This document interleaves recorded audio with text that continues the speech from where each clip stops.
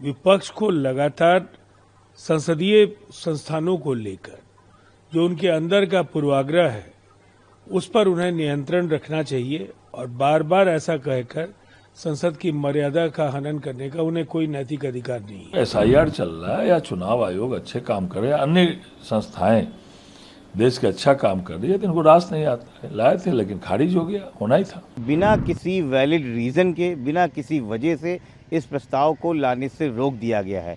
ओम बिरला जी, Bharatiya Janata party, चुनाव आयोग लगातार कहीं न कहीं इस तरीके का रवैया अपनाते हैं जो लोकतंत्र के को कमजोर करने लायक होता है।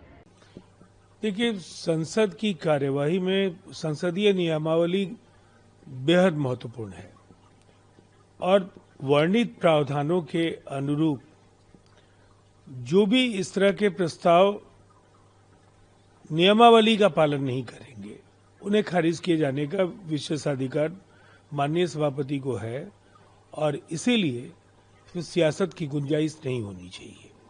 विपक्ष को लगातार संसदीय संस्थानों को लेकर जो उनके अंदर का पूर्वाग्रह है उस पर उन्हें नियंत्रण रखना चाहिए और बार बार ऐसा कहकर संसद की मर्यादा का हनन करने का उन्हें कोई नैतिक अधिकार नहीं है।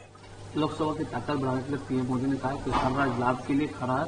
आज घोषणा है कि महिलाएं संसद और राज्य विधानसभा में कोटा के लिए बहुत लंबे समय से इंतजार कर रही थी और सरकार 2029 तक लोकसभा चुनाव में उन्हें यह प्रदान करने की प्रतिबद्ध है। देखिए, ये दशकों की गैर बराबरी है। हिंदुस्तान की आजादी के बाद महिला प्रतिनिधित्व तो उस हद तक नहीं मिल पाया जिसकी वो हकदार थी।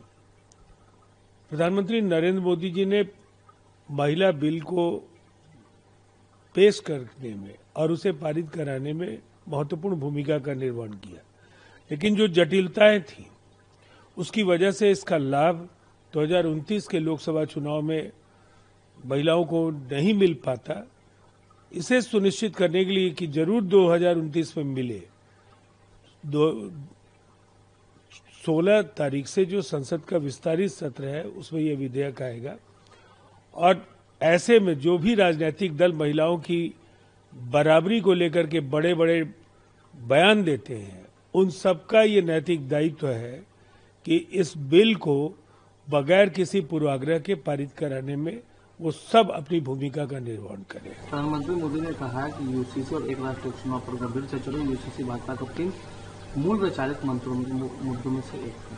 देखिए, कुछ मुद्दे बराबर राष्ट्रीय विमर्श का हिस्सा होते हैं और फैसले लिए जाने में जो जनता की अपेक्षाएं हैं, विविधताओं के इस देश में सबकी भावनाओं का सम्मान करते हुए जो राष्ट्र के हित में किया जाना चाहिए वो करने की कोशिश करनी चाहिए। राहुल गांधी ने कहा चंदन में कि पीएम मोदी सोचते कि उनके अलावा कोई भारत का नेतृत्व कर ही नहीं सकता है। अब सवाल है कि वो क्या सोचते हैं, उससे ज्यादा जनता क्या सोचती है, ये बेहद महत्वपूर्ण है। और जनता ने अगर लगातार तीसरी बार नरेंद्र मोदी जी के नेतृत्व में जनादेश नई सरकार को दिया और उन अपेक्षाओं की कसौटी पर एनडीए की सरकार लगातार खरी उतरती गई, बार बार भरोसा बढ़ता गया, राज्यों में कांग्रेस का आधार सिमटता अगर चला गया तो हर सवाल के लिए नरेंद्र मोदी जी को जवाबदेह ठहराया जाना, बजाय इसके कांग्रेस को आत्ममंथन करना चाहिए कि देश को आजादी दिलाने वाली पार्टी आज इतिहास में दर्ज होने के कगार पर कैसे पहुंच रही है। हाँ, खारिज होना ही था। जिस तरह संवैधानिक संस्थाओं को, कांग्रेस हो कि विपक्ष के लोग हों,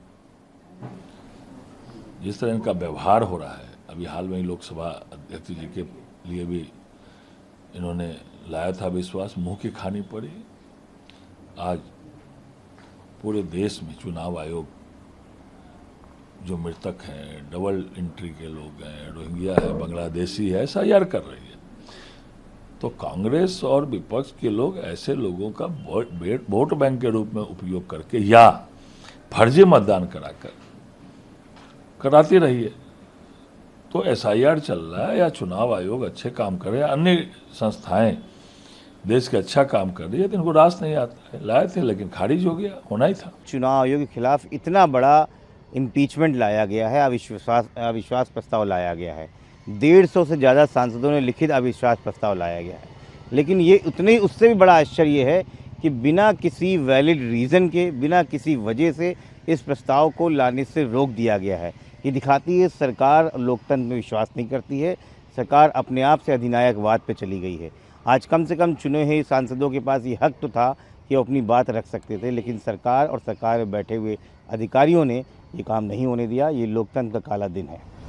पीएम लोकसभा सीटें बढ़ेंगी, 2029 तक महिला आरक्षण लागू होगा, तो इसको किस तरीके से देख रहे हैं? देखिए, ये जब महिला आरक्षण की बात करते हैं तब ये चुनाव आसपास होता है। और देखिए, अभी 5 राज्यों के चुनाव है, तो ये चीख के महिला आरक्षण की बात करेंगे। जैसे ही चुनाव ख़त्म हो जाएगा 4 मई के बाद, ये शांत हो जाएंगे। फिर उत्तर प्रदेश का चुनाव आएगा, गुजरात का चुनाव आएगा, पंजाब का चुनाव आएगा, फिर चालू हो जाएंगे। तो भारतीय जनता पार्टी ऐसे लुभावने जो अवसर है वो देती रहती है, जिससे समाज जो है उसमें बढ़ जाए और उनके बोली वाली बातों में आके चला जाए। भारतीय जनता पार्टी इसको राजनीतिक जुमलों की तरह इस्तेमाल करती है और चुनाव जीतने के लिए गणित की तरह इस्तेमाल कर रही है। देखिए, इस पे तो ऑलरेडी एक कमेटी बन चुकी है, साथ में ही पूर्व राष्ट्रपति के नेतृत्व में एक टीम काम कर रही है। मुझे लगता है कि इस देश में 1952 के चुनाव के समय भी 1 नेशन 1 इलेक्शन ही हुआ करता था।